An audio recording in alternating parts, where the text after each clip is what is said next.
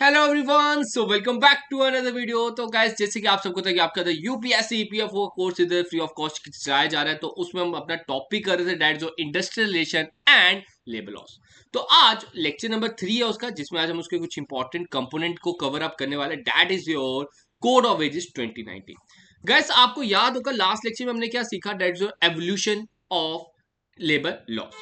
हमने उसमें सीखा कि लेबर लॉस ब्रिटिश काल में कैसे थे, और जब 1947 में हमें आजादी मिली तो उसके बाद कैसे कैसे जो हमारे लेबर लॉस थे वो इवॉल्व हुए। तो अब देखते हैं क्या क्या चेंजेस आई, क्या क्या कोड ऑफ वेजेस में आया, उसके साइलेंट फीचर्स क्या थे, वो हम इधर डिस्कस करने वाले। लेकिन उससे पहले आपको याद होगा कि मैंने आपको लास्ट लेक्चर में बताया डेट 1999 में क्या हुआ, second national commission on labour past.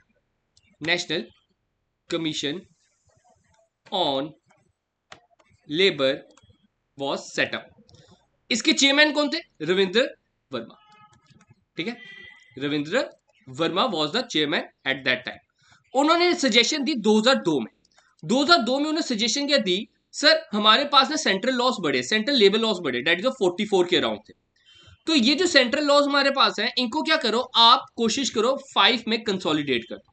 5 में क्या करो, कंसोलिडेट कर दो। लेकिन एट द एंड 2019 में क्या किया गया, इसको 5 के बजाय 4 में कंसोलिडेट कर दिया गया। 4 में इन्होंने कंसोलिडेट कर दिया, जिसमें से one of them was code of wages act 2019। ये सबसे पहले पास हुआ था, और जो बाकी 3 थे वो 2020 में पास हो गए। तो आज कंप्लीट हमारा जो लेक्चर है वो कोड ऑफ वेजेस 2019 के ऊपर जाने वाला। आप सबको बता दूं, ये रीसेंट है, ऑब्वियस सी बात है, 3-4 साल पुराना ही है। तो इसमें से क्वेश्चन आना अनिवार्य है, इसमें से क्वेश्चन जरूर पूछेगा एग्जाम में। तो इस टॉपिक को ध्यान से पढ़ना। मैंने सबसे पहले क्या किया, आप सबको बता दूं, एक दिन पूरा लगा मुझे। मैंने सबसे पहले लेबर एंड एम्प्लॉयमेंट की जो साइट है इंडिया की, उसमें से पीडीएफ इसकी डाउनलोड की।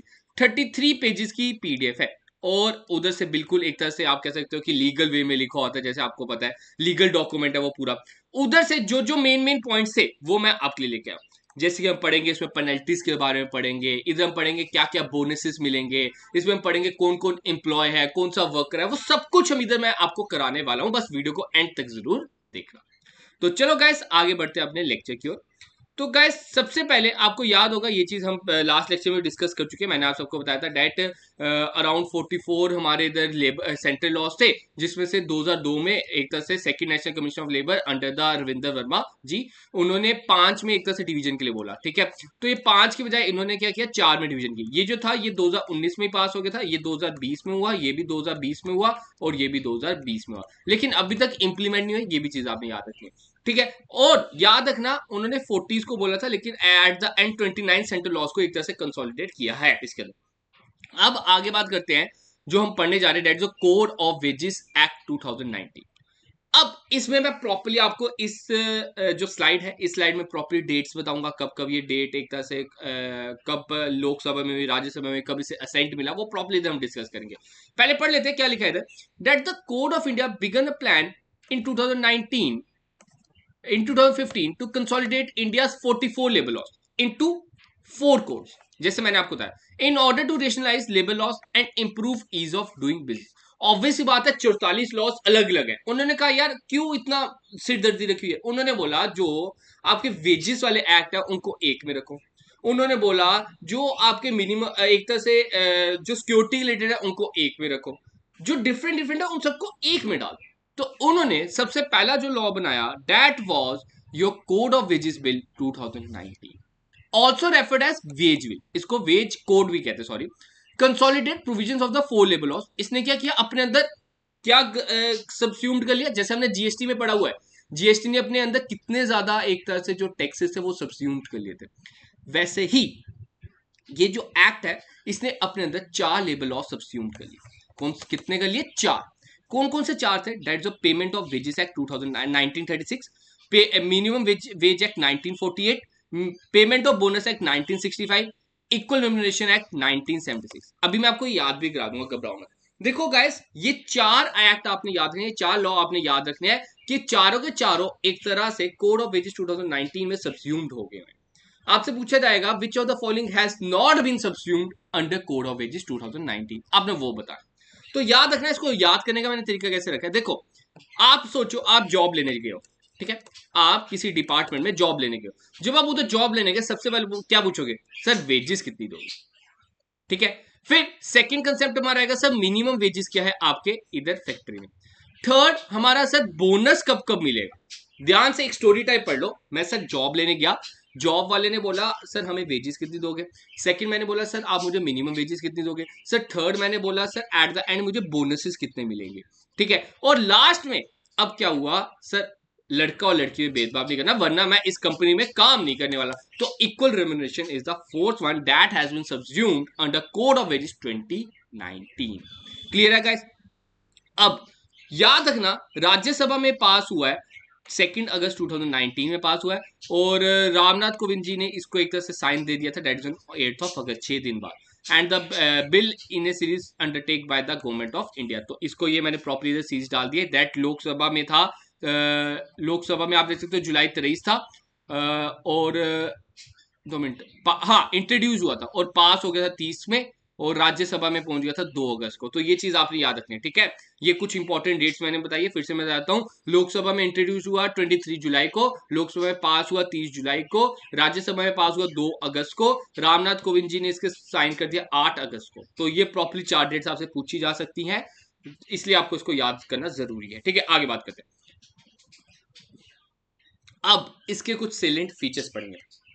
मैंने प्रॉपरली गो थ्रू किया जो भी उसमें इंपॉर्टेंट आपकी 33 पेजेस थी ना, 33 पेजेस का प्रॉपरली क्रक्स आपके लिए लेके आए, और यकीन मानो इसमें से ही क्वेश्चन आएगा। अगर इसका आया, आना ही है, आना ही है, मैं कह रहा हूं अभी। देखो कहता क्या है, कहता है वेयर दे आर एप्लीकेबल। सबसे पहले चीज, अब आप कुछ चीज पढ़ रहे हो, हमें पता होना चाहिए कहां कहां वो एप्लीकेबल है। तो याद रखना it is applicable in organise sector, all organise sector as well as unorganise sector. आपसे पूछा जाएगा ये जो आपका कोड ऑफ वेजेस एक्ट 2019 है ये कहाँ का एप्लीकेबल। आपने बोला सर दोनों जगह एप्लीकेबल है, ऑर्गेनाइज सेक्टर में भी एप्लीकेबल है, नॉन अनऑर्गेनाइज सेक्टर में भी एप्लीकेबल है। दूसरी चीज, अब कहां पे एप्लीकेबल नहीं है, तो आपने बोला sir it is not applicable for the members of armed forces. ये जो आपका हम लॉ प्रॉपरली आगे पढ़ने वाले हैं, जो आगे रूल्स मैं आपको बताने वाला हूँ, 9-10 पॉइंट बताने मैंने आपको इसके इंपॉर्टेंट। तो बता दूं ये जो है कोड ऑफ वेजेस ये आर्म फोर्सेस के लिए एक तरह से एप्लीकेबल नहीं है। सेकंड वन अप्रेंटाइज जो होते हैं, ठीक है, अप्रेंटाइज क्या होता है, जैसे आपने देखा होगा आपके घर में फॉर एग्जांपल कोई बिजली वाला आता है, ठीक है, कोई बिजली वाला आता है, इलेक्ट्रिशियन आता है, वो अपने साथ ना एक बंदा भी लेके आता है जो थोड़ा सा आप कह सकते हो कि प्रॉपरली स्किल्ड नहीं होता, वो चीज सीख रहा होता है। तो वो बंदा जो सीख रहा होता है ना, वो क्या करता है, उसको एक तरह से हेल्पिंग हैंड भी मिल जाता है, और एक तरह से वो जो दूसरा बंदा है जो एज अप्रेंटाइज रखा हुआ है उसको एक तरह से बड़ी चीजें सीखने को भी मिलती है। तो डेट इज अप्रेंटाइज। कहता है अप्रेंटाइज को जरूरी नहीं है, अप्रेंटाइज की आपकी मर्जी, आप जितनी मर्जी उसको तनख्वाह दो, आप जितनी मर्जी उसको मिनिमम तनख्वाह दो, क्योंकि उसमें अप्रेंटाइज वालों के लिए एक तरह से मिनिमम वेज नहीं लगे। क्योंकि ऑब्वियस ही बात है, वो जो होगा फॉर एग्जाम्पल XYZ एक इलेक्ट्रिशियन है, वो अगर रख रहा है किसी बंदे को अपने अंडर, क्यों ना एक स्किल्ड बंदे को रख ले, तो ज्यादा अच्छी तरह काम करेगा। अभी उसने अनस्किल्ड बंदे को रखा है, क्यों, ताकि वो भी सीखना चाहता है और इसको एक तरह से हेल्पिंग हैंड में मिल जाए। तो इसलिए अप्रेंटाइज के लिए ये एप्लीकेबल नहीं है। क्लियर है गाइस। आगे बात करते हैं। कहता है इसमें ना आपसे पूछा जाएगा the code of wages 2019 define the workers and the employees as. तो आपको पता होना चाहिए ये वर्कर्स और एम्प्लॉयज को कैसे डिफाइन किया गया है इसमें। डेट सबसे पहले ध्यान से सुनना, कहता है with the former being a subset of the latter. मतलब याद रखना जो एम्प्लॉय है ना, it is a wider concept. ये क्या है, वाइडर कंसेप्ट है।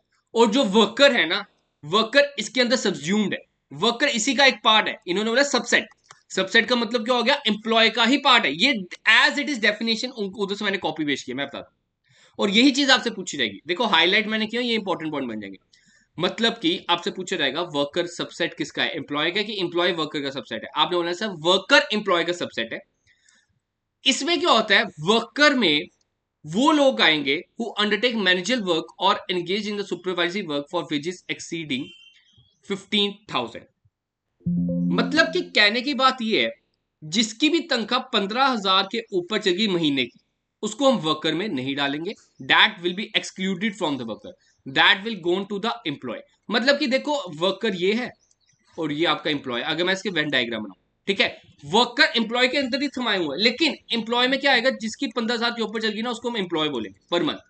ठीक है, जिसकी 15,000 के ऊपर नहीं है वो एक तरह से वर्कर ही रहेगा, उसके नीचे ही रहेगा, नो डाउट वो एम्प्लॉय भी है। ठीक है, आगे बात करते हैं। नेक्स्ट बोलता है that the definition of wages, wages को कैसे डिफाइन किया है। देखो यार, जो मैंने ना हाईलाइट किया ना, ये बड़ा इंपॉर्टेंट है, ये वाले कंसेप्ट बड़े इंपॉर्टेंट है, इसी में से आपको क्वेश्चन आने वाले। मैंने इतनी मेहनत करके ना इसमें हाईलाइटर वो यूज किया कि हाँ जो टॉपिक आपके बन सकते हैं, ये पीडीएफ भी मैं आपको टेलीग्राम पे प्रोवाइड कर दूंगा, घबराओ मत।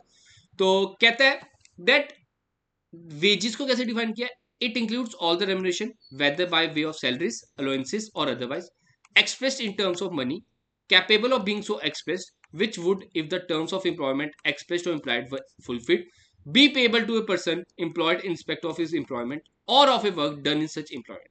याद रखना, आपसे पूछा जाएगा जो वेजेस है, वेजेस में आपने क्या क्या इंक्लूड करना है और क्या क्या आपने एक्सक्लूड करना है। मतलब वेजेस में क्या क्या नहीं आता, वेजेस में क्या क्या नहीं आता है, ये आपने बताया। मैं बता दूं, वेजेस में आपका आ जाएगा एक बेसिक पे आ जाएगा, डीएनएस अलाउंसेस आ जाएंगे और रिटेन्ड अर्निंग्स आ जाएगी। ये तीन जो है, ये तीन याद रखना, आपसे पूछा जाएगा वेजेस में क्या क्या आता है। आपसे पूछेगा विच of the following does not included in the wages.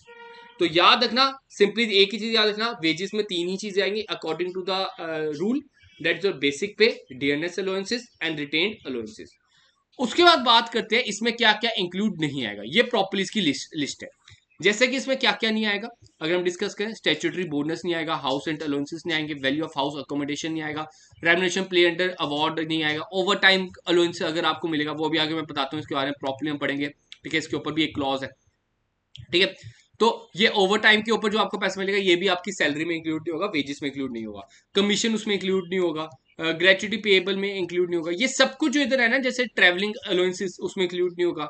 ठीक है, ex gratia, retrenchment compensation, other retire benefits ये इसमें इंक्लूड नहीं होंगे, सम पे टू डेफरे स्पेशल, ये ना प्रॉपर्ली मैं आपको बता रहा हूँ, उधर से मैंने कॉपी पेस्ट मारा हुआ उनकी वेबसाइट से, तो जो लेबर एंड उसकी वेबसाइट है प्रॉपर्ली उधर ये सब कुछ मेंशन है, आपके लिए कंप्राइज वे में मैं लेके आऊँ। नेक्स्ट बात करते हैं, कहता है according to this code how the minimum wages be fixed, minimum wages को कैसे फिक्स करना है। देखो ध्यान से, कहते हैं the code prohibit employers from paying wages less than the minimum wages. May be ये सबको पता ही होगा, एक जो गवर्नमेंट ने अपना फ्लोर वेज सेट कर लिया, उन्होंने बोल दिया ये रेट है, इससे कम हमारा एक तरह से किसी को वेज नहीं मिलना चाहिए। अगर वो ऐसा करता है, अगर वो ऐसा करता है तो उसके ऊपर कार्रवाई हो सकती है। अभी आगे मैं बताऊंगा कार्रवाई भी कितनी लंबी चल सकती है। कहता है कोई भी एक तरह से एम्प्लॉयर जो है वो अपने एम्प्लॉय को मिनिमम वेज से कम तनख्वाह नहीं दे सकता। Minimum wage will be notified by the central और state government, this will be based on time. आपसे पूछा जा सकता है कि जो मिनिमम वेज है वो किस बेसिस पे हो सकती है। हो सकता है कि आपको उधर बताया हो कि टाइम के बेसिस पे बताया हो सकता है कि आपको उधर बताया हो कि पीसीस के में भी एक पीस बनाने का कितना वेज देना है, दो पीस बनाने का कितना वेज देना है, तो दोनों तरीकों में से बताया जा सकता है। थर्ड थिंग, मिनिमम वेज, ये इंपॉर्टेंट बन जाएगा, मुझे ये लग रहा है इंटरनल फीलिंग आ रही है कि इसके ऊपर से क्वेश्चन आ सकता है। क्या बोला जाएगा, that minimum wage will be revise by the central और state government at an interval of not more than 5 years. मतलब 5 साल के भीतर भीतर आपने इसको फिर से रिवाइज करना है। आप ये नहीं होता कि 5 साल हो गए और अब रिवाइज करो, 5 साल के पहले वाले 4 साल में भी कर सकते हो, 3 साल में भी कर सकते हो, 2 साल में भी कर सकते हो, लेकिन 5 साल के अंदर अंदर आपने रिवाइज जरूर करना है। Another thing, that while fixing minimum wages the center and the state government may take into account factors, ये फॉलोइंग फैक्टर्स को भी ध्यान में रखना है। उन्होंने क्या करना है, एक स्किल्ड, सेमी स्किल्ड और अनस्किल्ड, इन सबकी एक तरह से मिनिमम वेज बतानी और डिफिकल्टी ऑफ वर्क के बेसिस पे भी बताना। ये नहीं है कि उन्होंने बोल दिया मिनिमम वेज है 200 रुपया खत्म करना, उन्होंने प्रॉपर्ली बताना है अगर एम्प्लॉय स्किल्ड है, सेमी स्किल्ड है या अनस्किल्ड है, तो उन सब की अलग अलग बताएंगे। मे बी स्किल्ड की 200 बता देंगे, सेमी स्किल्ड की 190 बता देंगे, अनस्किल्ड की 150 बता देंगे, कुछ इस तरह से। और most important, that the normal working day is the 8 hours a day, 8 घंटे का वर्किंग डे देना है। कोई भी आपसे 9 घंटे जबरदस्ती काम नहीं कर सकता, 10 घंटे जबरदस्ती काम नहीं कर सकता, 11 घंटे जबरदस्ती काम नहीं कर सकता। आपसे मैक्स टू मैक्स 8 घंटे काम कराया जाता है, और इसमें ये नहीं सोचना कि इसमें आपकी लंच ब्रेक आएगी। Lunch break is excluded. 1 or more interval of rest which is total shall not exceed 1 hour। ठीक है, 1 या 2 रेस्ट दे सकते हो दिन की आप उन्हें, लेकिन वो 1 घंटे से ज्यादा नहीं होनी चाहिए। मतलब आप एक्सपेक्ट कर सकते हो 8 घंटे आपका वर्क है और 1 घंटे आपकी रेस्ट है। तो मतलब ये जो है ना, इस चीज को एक तरह से रेलिवेंट माना गया according to this code. According to this code, अगर आपसे 10 घंटे आपसे एक तरह से काम करवाया जा रहा है कि मे बी 1 घंटे का एक उसमें रेस्ट है और 9 घंटे आपसे काम कराया, तो आप एक तरह से इसके खिलाफ केस फाइल कर सकते हो। आगे बात करते हैं ओवर टाइम। ओवर टाइम का याद रखना, इसमें क्या मेंशन है, बड़ा इंपॉर्टेंट है। दैट दिस लाइन जो मैंने अंडरलाइन की है, that it must be at least twice the normal rate of wages. For example सुनना, मैंने अभी क्या बोला, 8 घंटे है आपका यूजुअल टाइम। 8 घंटे का टाइम आपसे वर्क आपसे ले सकता है आपका एम्प्लॉय। समझ लो 1 घंटे का रेट है, that is your ₹500 for example. ठीक है, 1 आवर का रेट है 500, आपको एक रेट मिल रहा है डेट 1 घंटे का 500 रुपये। अब अगर आपसे ओवर टाइम कराया जाता है, फॉर एग्जाम्पल 2 घंटे आपने ओवर टाइम किया, तो इसमें क्या होगा, आपको 1 घंटे का प्राइस मिलेगा, डेट इज ₹1000। कितना मिलेगा? ₹1000। कहता है नॉर्मल रेट से डबल मिलना चाहिए, जो आपको मिल रहा है उससे डबल मिलेगा। ये नहीं है तो ओवर टाइम में यही चीज है, ओवर टाइम आप कर सकते हो अगर आप दोनों विलिंग हो, अगर एम्प्लॉयर भी मान गया एम्प्लॉय भी मान गया, लेकिन आपको ओवर टाइम का डबल रेट मिलना चाहिए। अगर आपकी तनख्वाह 40,000 है तो ओवर टाइम का आपको 80,000 मिलना चाहिए, ये बता दो। ठीक है, होप तो समझ आ गई होगी। आगे क्या बोलता है, ध्यान से पढ़ना, डिटर्मिनेशन ऑफ बोनस। अब बोनस को कैसे डिटरमाइन करना है ये आपसे पूछा गया। ठीक है, पहले क्लियर कर लेते हैं फिर करते बात। तो आप सबको पता है बोनस क्या है, the amount that you receive over your salary, जो सैलरी के बाद सैलरी के ऊपर आपको कुछ मिलता है। तो कहता है बोनस क्या रहेगा, all employees whose wages does not exceed a specific monthly amount notified by the center or state government will be entitled to a annual bonus. अब इसमें जो मैंने अंडरलाइन किया ना, ये इंपॉर्टेंट बन जाता है। कहता है आपको बोनस मिलना कितना चाहिए, दैट मिनिमम आपका बोनस होना चाहिए 8.33% ऑफ हिज वेज। आपकी जितनी भी तनख्वाह है उसका 8.33 के नीचे आपका बोनस नहीं मिलना चाहिए। आगे सुन लो अभी, और 100 विच एवर इज हायर, जो इसमें से आया, और 100 मतलब 100 रुपया भी मिल सकता है, या 8.33 जो हाई होगा वो आपको मिलना चाहिए। In addition, the employer will distribute a part of the gross profit among the employees। और इसमें मैक्सिमम याद रखना, मैक्सिमम कितना बोनस रहता है, 20% आपकी एनुअल वेजेस का। आपकी एनुअल वेजेस अगर फॉर एग्जांपल 10 लाख है, 10 लाख में से आपको 2 लाख के ऊपर एक तरह से बोनस नहीं मिल सकता, 2 लाख के नीचे नीचे आपको बोनस देना। और 8.33 आपका मिनिमम बोनस रहता है, या ₹100 विच एवरेज है। ये दो कंडीशंस पे याद रखना, ये आपसे एग्जाम में पूछी जा सकती है। जैसे जैसे मैंने नोट बनाया ना, इसकी मैं पीडीएफ तो टेलीग्राम पे प्रोवाइड कर दूंगा, लेकिन मैं आपको सजेस्ट करूंगा यार ये आप ना खुद भी लिखो, अपने नोट्स खुद भी बनाओ, ये आपको ज्यादा बेनिफिट प्रोवाइड करेगा। ठीक है, आगे बात करें नेक्स्ट पॉइंट। नेक्स्ट पॉइंट कहता है डिडक्शन। अब आप सबको होता है आपकी सैलरी डिडक्ट की जाती है। आपने अगर छुट्टी मारी, आपके ऊपर अगर कोई फाइन लग गया, अगर आपने आपको कोई अकोमोडेशन प्रोवाइड की है एम्प्लॉयर ने, और या आपसे कोई एडवांसेस वसूले जा रहे हैं, तो आपसे क्या करता है एम्प्लॉय, क्या करता है आपकी सैलरी हर महीने काटते रहता है। तो बता दूं, उस वो जो एम्प्लॉयर है आपसे 50% से ज्यादा कट नहीं कर सकता, should not exceed 50% of the employees total wage. For example आपकी टोटल वेज है 10,000, आपके ऊपर उसने छुट्टी का लगा दिया, फाइन्स लगा दिए, कुछ भी लगा दिए, जो भी लगा दिए, लेकिन मिनिमम उसने आपको 5,000 देने ही देने हैं। 5,000 के नीचे वो नहीं जा सकता, आपकी जो डिडक्शन है वो 50% ही काट सकता है। ठीक है, आगे बात करते हैं अपना next point, the last point, that is your offences. कहता है ऑफेंसेस के बारे में बात होता है, अगर ये चीज फॉलो नहीं की जाती किसी भी पार्टी के द्वारा, तो मैक्सिमम पेनल्टी इसमें गिवन है, दैट जो 3 मंथ्स की इंप्रिजनमेंट है और 1 लाख का फाइन है। ये चीज याद रखना। ठीक है, 1 लाख के अंदर, 1 लाख के ऊपर फाइन नहीं जाएगा। ये ऑफेंसेस है जो ऊपर मैंने 7 पॉइंट बताए, तो ये 7 पॉइंट अगर एक तरह से फॉलो नहीं किए जाते, तो ये 7 पॉइंट अगर आपको पाया गया आपने फॉलो नहीं किए, तो आप आपके ऊपर कार्रवाई हो सकती है, 3 महीने की आपको जेल हो सकती है, आपके ऊपर 1 लाख का जुर्माना हो सकता है। होप सो गाइस आप सबको समझ आया होगा, अच्छा लगा होगा लेक्चर। मैंने प्रॉपर्ली कंपाइल्ड वे में, क्रक्स वे में आपको इसको समझाया है। तो जो भी चैनल पे नए हैं वो चैनल को सब्सक्राइब कर ले और इसी तरह से अपना प्यार बरकरार रखें। देखो, जॉब ये बेस्ट एंड बेस्ट है। आप अगर और किसी जॉब के लिए देख रहे हो तो ये मैं कहूँगा कि एक ही एग्जाम क्वालिफाई करना है और आपको इतनी बढ़िया जॉब मिल जाती है, 80-90 हज़ार की एक तरह से रिस्पेक्टेबल जॉब मिल जाती है। तो इसको छोड़ना क्यों? थोड़ी सी मेहनत करो, सफलता आपके हाथ अपने आप लगेगी। तो गाइज, आज का अपने लेक्चर इतना ही रखते हैं। तो मिलेंगे जल्द अपने नए सेशन में, तब तक आप सबसे अलविदा, शुभ रात्रि, गुड नाइट।